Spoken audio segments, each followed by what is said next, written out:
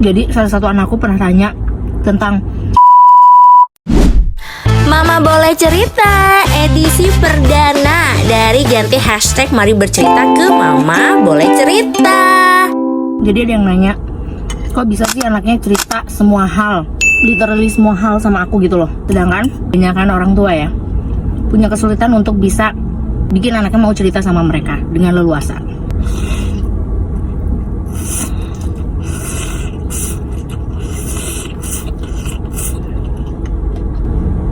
Jawabannya, ya beri ruang mereka untuk bicara dong. Kalau misalnya mereka cerita sedikit, belum apa-apa kita udah judging, udah menghakimi, udah marahin, mencemooh, kasih celaan, apalagi menceramahi, ya gimana mereka mau cerita sama kita? Kita aja, kalau kita cerita ke suami, ya kan, dikit-dikit dipotong, dikit-dikit dinasehatin, belum apa-apa udah di komen, malah cerita nggak?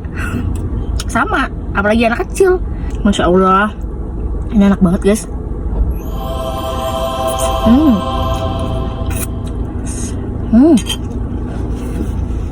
Bumbunya pas banget. Jadi kalau ada anak cerita sama orang tuanya atau sama kamu nih parents, bukan suatu keberuntungan, karena mereka itu melakukan banyak tes untuk bisa memastikan kalau mereka tuh aman dan nyaman cerita sama kamu. Pernah nggak sih anak, sering deh pasti ya, kayak nanya hal-hal yang remeh atau mungkin cerita hal-hal yang sebenarnya kayak begitu penting. Nah itu tuh salah satu tes sebenarnya. Mereka tuh pengen tahu respon kita gimana. Kalau belum apa-apa, responnya kita udah kayak, iya apa sih deh yang kayak gitu diceritain. Kalau enggak, kita udah ngejaji, loh kok kamu kayak gitu sih pola pikirnya, dada, udah. Berarti kamu failed dan mereka dipastikan tidak akan cerita sama kamu. Jadi kalau kalian pengen anak-anaknya cerita sama kalian tentang apapun, ingat aja gimana kita pengen didengarkan sama orang lain, atau gimana kita bisa nyaman cerita sama seseorang. Ya, lakukan hal yang sama.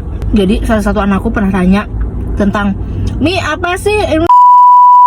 Jujur aku tuh shock ngedengernya, karena itu hal yang sangat tabu sekali bagi dia ya saat itu usianya. Tapi aku coba untuk tenang bahkan mencoba untuk tidak mengernyitkan dahi gitu kan ya. Dia tidak kapok cerita sama aku.